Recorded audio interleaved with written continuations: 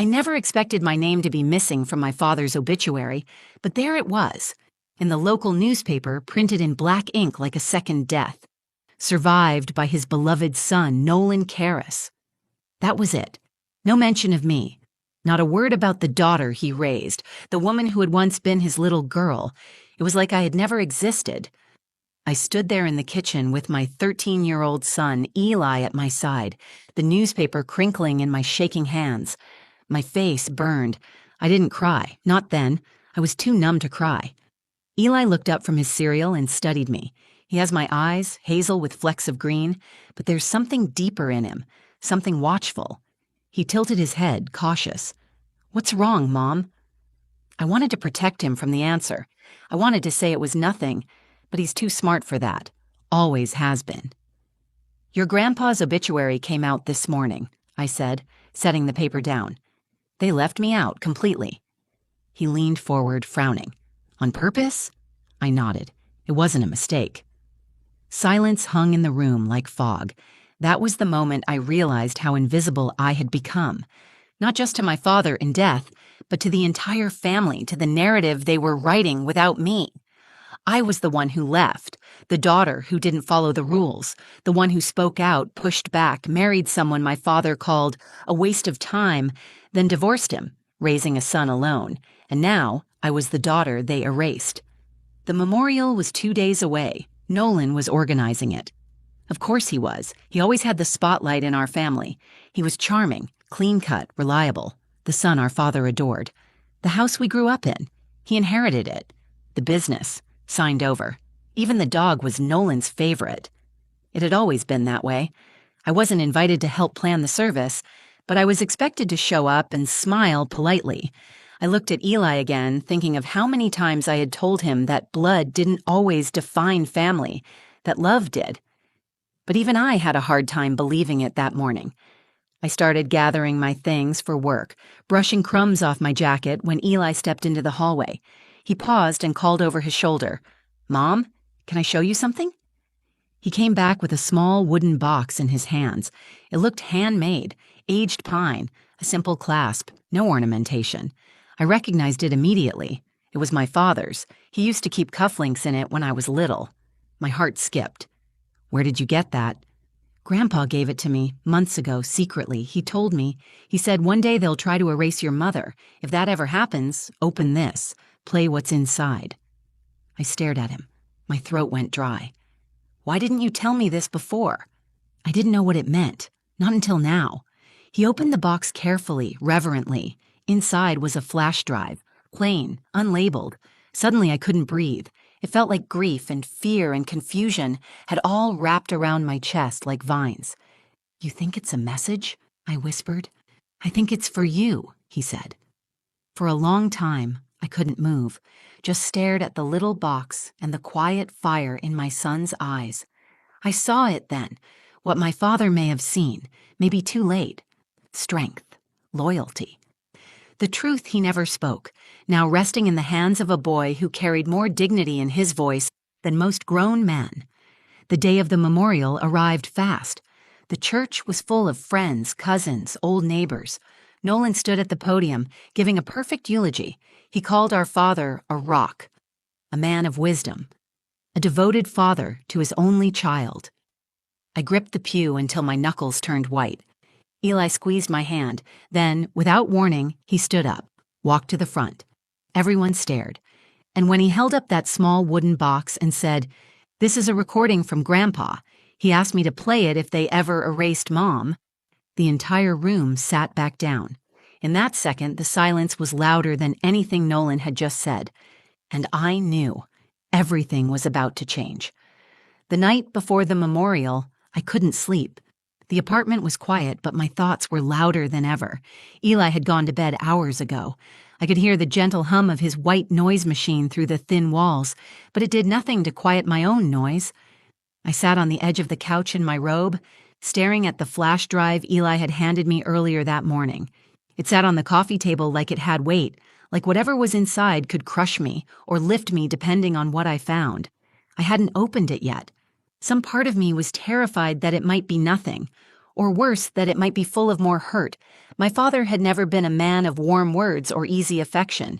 He was the kind of man who believed in hard work, control, and silence. Especially when it came to me. Growing up in the Karras house was like living in a museum. Our mother, Estelle, died when I was 9. After that, everything got even quieter. Rooms were kept pristine. Voices were kept low. Nolan thrived in that environment. He learned how to be what our father needed: obedient, masculine, calculated. He played sports, joined the family business, never questioned anything. I was the opposite. I asked questions. Too many.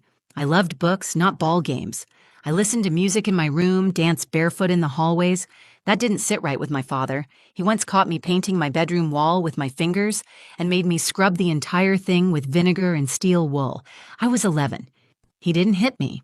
That wasn't his style. He just withdrew. He'd look through me like I wasn't there, like I was a noise he had learned to tune out. That was always worse than yelling. By the time I turned 16, I had already started planning my exit. At 18, I left for college on a partial scholarship, and I never looked back. Except I did, constantly. I called, I wrote. I came home for holidays until I realized they didn't feel like home anymore. When I got pregnant with Eli, I told him. My father never responded. I sent him a photo when Eli was born, just in case something in him might soften at the sight of his first grandchild. Instead, Nolan called 2 days later and said, "Dad's not coming around. Don't expect him to." That was the last time I heard Nolan's voice until last week. He left me a voicemail, short and clipped. "Memorial's Saturday. Church is on Willow, 11 a.m. Bring Eli if you want." Not, "How are you?" Not, "I'm sorry he's gone." Just an address. Just instructions. I hadn't even been consulted about the obituary, or the will, or the service. It was all managed by Nolan, the executor of everything, including, it seemed, my erasure. I got up from the couch and walked to Eli's door. I cracked it open, just enough to see him curled up under his blanket, one arm thrown over his head like he used to sleep as a baby. My heart clenched. He deserved better than all this coldness. He deserved family. I stepped inside and sat gently at the foot of his bed. He stirred, one eye opening. "Hey," he whispered, voice raspy with sleep. "You okay?" "Yeah," I lied. Then softer. "I just wanted to say thank you for trusting me with that box." He rubbed his eyes. "You think it means something?" "I don't know, but I think Grandpa knew something, and I think he wanted you to be the one to bring it to light." Eli looked at me for a long time, then nodded. He told me once that he made a lot of mistakes. Maybe this was his way of trying to fix one. I leaned down and kissed his forehead. "Get some sleep. Tomorrow might be a long day." As I stood to leave, he said something that stopped me in my tracks. "You know, he talked about you sometimes. Not like Uncle Nolan did. Different. I think he missed you." I froze in the doorway. That's the thing about grief. It's never just about death. It's about everything that should have been said, every hug that didn't happen, every chance that was swallowed by pride. And as I lay awake that night, I knew, whatever was on that flash drive, it was going to matter. It wouldn't fix the past, but it just might rewrite the story they were trying to tell without me. The memorial was everything my father would have wanted: structured, elegant, restrained. The kind of event where people wear navy suits and pearls, not emotion. Where people speak in half smiles and metaphors instead of tears and honesty. I parked a block away because the lot was full. Figures. The Karras name still carried weight in our town. Even after his death, people lined up to pay their respects to Gerald Karras, the man, the businessman, the community leader. But not the father, not the man I knew. As I walked toward the church, I felt it, like walking into a house where you were no longer welcome. It wasn't just the looks I got from extended family members, it was the absence. My name wasn't in the printed program. I wasn't listed as a surviving child. Even on the welcome table, the photo collage included pictures of my father with Nolan at his graduation, with Nolan at a golf tournament, with Nolan at the ribbon cutting of the office remodel. Not one with me, not one of me and him. Eli walked beside me, quiet but observant. He held the small wooden box tucked under his arm like it was something sacred. I hadn't asked him to bring it, he just did. As we walked inside, someone greeted us, my Aunt Marianne. She blinked like she'd seen a ghost. "Lena? Oh, I didn't realize you were coming." "He was my father," I said. "Yes, of course," she said quickly, her voice cracking before shifting to Eli. "And this must be your son." Eli gave a small nod. She smiled awkwardly and disappeared into the crowd. That was the pattern of the morning. People approached me with hesitation, unsure of how to interact with someone whose very existence had been scrubbed from the narrative. I was the blank space in everyone's memory. Nolan was already at the front of the sanctuary, standing near the pulpit, greeting people like a pastor on Sunday, smiling, nodding, accepting condolences as if he carried the entire family on his back. When he saw me, his smile thinned. He walked over. "Didn't think you'd come," he said. No hug, no warmth. "Why wouldn't I?" I asked, keeping my tone flat. "Well, you were never close with Dad, were you?" There it was, the knife, smooth and quiet. "I was his daughter," I said. "If you're here to make this about you, I'm here to say goodbye." He looked at Eli, then at the box. "What's that?" "Something Dad gave Eli," I said. Nolan raised an eyebrow. He never mentioned that to me. Maybe he didn't want to. His jaw tensed. "Don't create drama today, Lena. This is about honoring Dad, not airing grievances." He turned and walked off, a polished politician with no room for guilt. The service began. A choir sang one of my father's favorite hymns, "It Is Well With My Soul." I used to hum that song as a child in my bedroom while drawing. He'd always knock on the wall and tell me to turn it down. There were 3 speakers before Nolan took the podium. His best friend from Rotary Club, a colleague from the bank, and our cousin Jared. Each one praised my father's discipline, his generosity, his loyalty to his family. By the time Nolan stepped up to speak, my heart felt like a clenched fist. He began smoothly, predictably. "My father was a man of principle. He believed in hard work, order, and love of family. He raised me with those values, and I can only hope to pass them on to my children one day." I blinked. "Me?" No mention of me. No we. Then he said it. I was blessed to be his only child. The words echoed through the sanctuary. I didn't move. I didn't breathe. My fingers dug into the cushion of the pew, nails pressing into fabric. I felt Eli shift beside me. Nolan continued talking, but I stopped hearing the words, my ears filled with that old hum, the one I used to hear when my father ignored me across the dinner table. Then Eli leaned over and whispered, "Should I do it now?" I looked at him. His eyes were clear. He wasn't afraid. He was ready. "Are you sure?" I whispered. "Yeah." He said this is when I'd know. Before I could respond, he stood. The room fell into a hush. Eli walked slowly to the front, his sneakers quiet on the carpet. Nolan paused, startled, as my son approached the podium. He held the box high in front of the crowd like a symbol, like proof that something had been hidden. "My name is Eli Karras," he said. "Grandpa gave me this a few months ago. He told me if they ever erased my mom, I should play it." There were gasps, movement. People sat back down. Nolan stepped forward, alarmed. "Eli, what are you doing?"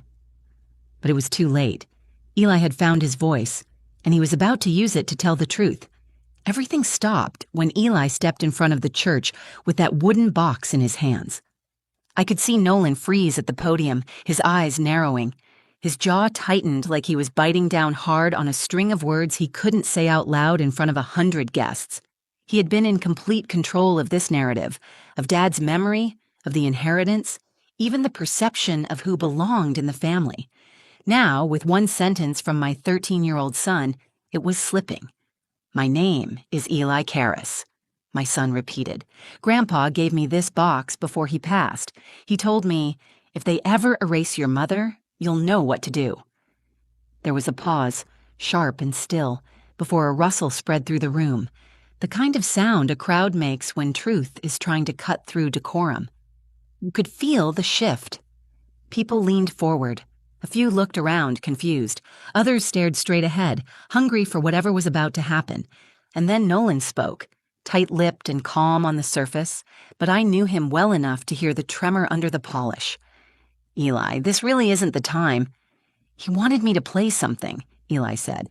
"He asked me to wait until someone acted like my mom didn't exist." I stood up. My heart was pounding so hard it was almost audible. "Let him speak," I said. My voice wasn't loud, but it was firm, clear in a way I hadn't felt in years, not since before I left that house. A few people in the pews turned to look at me, some surprised, some curious, some relieved. I could see it in my cousin Jared's face, like something had just been validated. Eli walked over to the tech table near the back of the sanctuary and held out the flash drive to the man controlling the audio. It took only a moment. The man hesitated, but then plugged it in. The screen above the altar, the same one that had shown the slideshow of my father's life minutes earlier, went black, then flickered, and then there he was. My father, Gerald Karras, thin and frail in a hospital bed, wearing a flannel button-down and looking straight into the camera. He looked older than I remembered, softer, not physically, but something in his eyes, something quieter. The room collectively inhaled. He began speaking, his voice low, deliberate. "If you're watching this, I've passed, and if Eli's playing this, then something I feared has happened. I was erased." He looked down for a second, then back up. "My daughter, Lena. I didn't know how to love her. That's the truth. I didn't understand her. I didn't respect her voice. And for that, I've lived with shame I could never say out loud." Gasps, audible murmurs. Even Nolan looked stunned. "Lena," the recording continued, "you were always the strong one. I didn't see that as a strength. I saw it as defiance. And I punished you for it in ways I convinced myself were justified. But they weren't." He paused, breathing heavily. You could hear the oxygen machine somewhere just out of frame. "To anyone listening, if my son, Nolan, has told you that I had only one child, he's wrong. I had two, and the one I ignored. She's the one I admire most."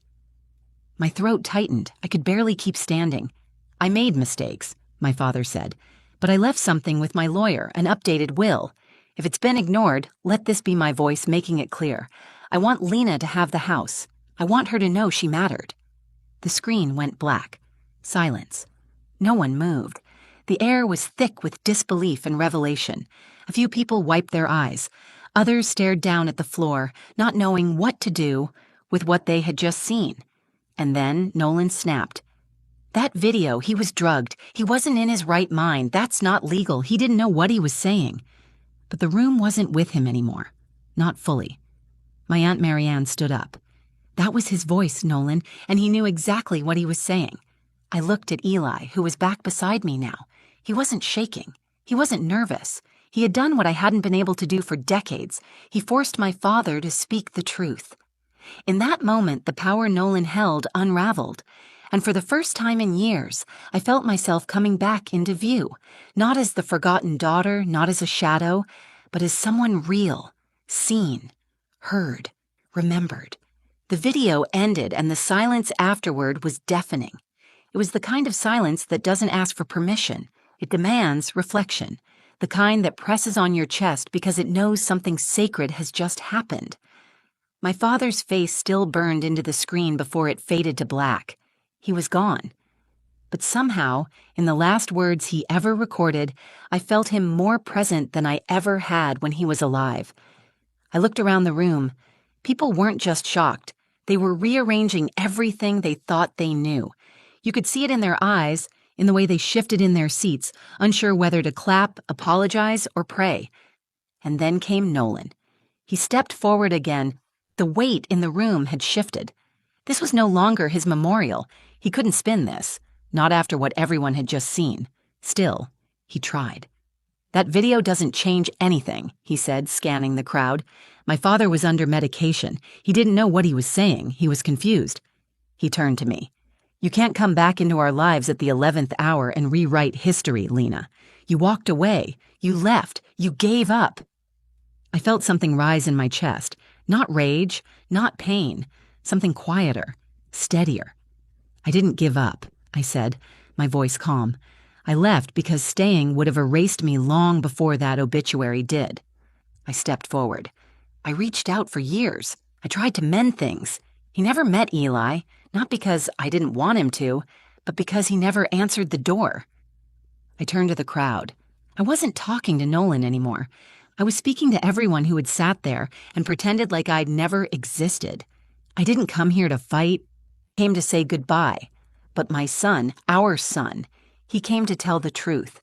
And if you can't respect that, then maybe you were never here to honor my father. You were here to protect his image. People shifted. Several heads nodded. An older woman in the back dabbed her eyes. My cousin Jared stood up slowly. "That voice on the video," Jared said, looking around. "That was Uncle Gerald. Clear as day. He meant what he said, and he said it for a reason." Nolan's composure was cracking now. I could see it in his eyes. Panic. Control slipping. His body tight like a spring. Then, almost like it had been rehearsed by the universe, a man in a dark blazer stepped inside the church. He walked briskly down the aisle, holding a thick envelope in his hand. He moved straight toward the podium and looked around. "I'm looking for Lena Karras?" I stepped forward slowly, unsure. "I'm Lena." He nodded and handed me the envelope. "I'm Robert Delane, your father's estate attorney. I just came from the courthouse. We received this video, well, a copy of it, several weeks ago, and with it, a revised will, properly witnessed and notarized. I apologize for the delay. Your father wanted it delivered to the executor after the memorial." He paused, eyes scanning the crowd. "There was a miscommunication, but I'm here now, and I can confirm. It's legal. Gerald Karras left the family home, a personal savings account, and several items of sentimental value to his daughter, Lena Karras." There it was. The truth. Signed, sealed, and legal. A stunned gasp swept through the room. Nolan looked like he had been struck. His mouth opened, but nothing came out. His fists clenched at his sides. "That's not possible. He never said anything to me." "Apparently," the lawyer said with a gentle finality, "he said it where it mattered." I opened the envelope with shaking fingers. Inside was the revised will, my name spelled out clearly, line after line, in my father's handwriting. It wasn't everything, but it was everything I never thought I'd get. It was acknowledgement. It was belonging. It was a man, flawed and late, finally saying, "You matter." I looked down at Eli, who stood beside me like a little soldier who had just changed the course of a war. "You okay, Mom?" he asked softly. I bent down and kissed his forehead. "I think, for the first time in a long time, I actually am." The church was quiet again, but this silence was different. This silence wasn't heavy. It was peaceful. The truth had been spoken. The air had cleared, and the daughter they tried to erase had finally been written back into the story. The next morning, I woke up in my childhood home. For a second, I forgot where I was. The light was coming through the curtains the way it used to when I was a teenager, lying awake and counting the days until I could leave this place behind. But now, the house didn't feel like it was closing in on me. It felt still, different. After the service, I hadn't planned to come here. Honestly, I thought I'd never walk through that door again. But the lawyer handed me the keys, my keys, and Eli looked at me and said, "We should go. Just for a minute." So we came. We walked room by room. The furniture was different, cleaner, colder.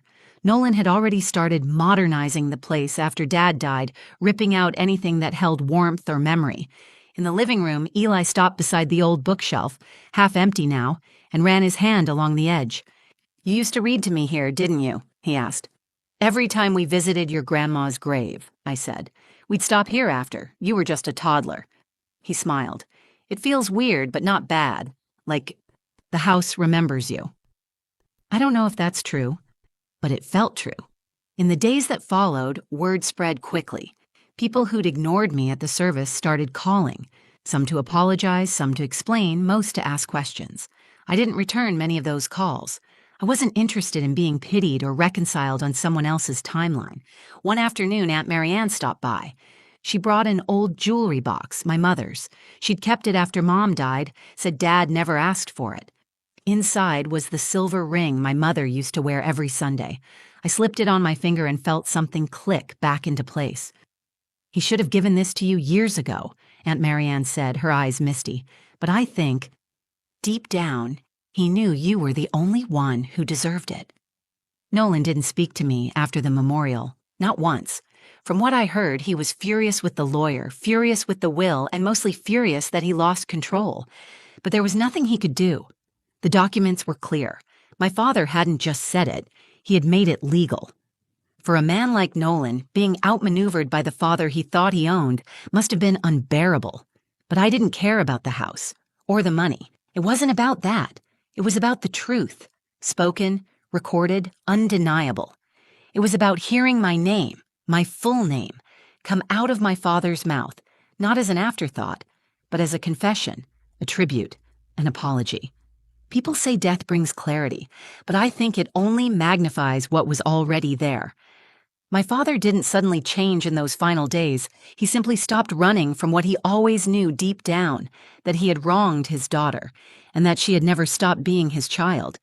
Eli was the real hero in all of it. He didn't shout. He didn't accuse. He simply stood up and told the truth, with the kind of courage most adults never learn. A few weeks later, we sat in the backyard. The grass was overgrown and the flower beds were empty, but the sky was wide open. Eli looked up at me and said, "Do you think he was proud of me?" "I know he was," I said. "And if he could tell you now, I think he'd say, thank you for doing what he couldn't." He nodded, quietly proud. Then he asked something else. "Are you going to stay here?" I looked at the house, the porch I used to sit on during summer nights, the hallway where I once yelled that I'd never come back, the creaky step at the top of the stairs that still groaned under my foot the same way it always did. "I think I will. For a little while," I said. "I don't want to run from it anymore. I want to make it mine." And maybe that's what healing is. Not pretending the past didn't happen, not pretending it didn't hurt, but choosing to move forward with eyes open, shoulders back, heart intact. I had spent years thinking I was forgotten, unloved, rejected. But in the end, I wasn't erased. I was remembered by a father who couldn't say it in life, and by a son who made sure I was never silenced in death. So to anyone who's ever been cut out of the story, just know this. Sometimes the truth doesn't arrive when you want it to, but when it does, it speaks louder than 1,000 lies. And sometimes all it takes is one voice, clear, young, and brave, to carry it. If this story moved you even just a little, take a second to like the video. It helps more than you know. And if you've ever felt like the forgotten one in your family, or like your voice didn't matter, I want you to know you're not alone. Leave a comment and share your story below. I read every one of them, and I'd love to hear yours. Share this video with someone who needs a reminder that truth always finds a way. And if you want more real stories, raw, honest, and unfiltered, make sure to subscribe to the channel and hit that bell icon so you never miss the next one. Thanks for watching, and remember, your story matters, even when others try to erase it.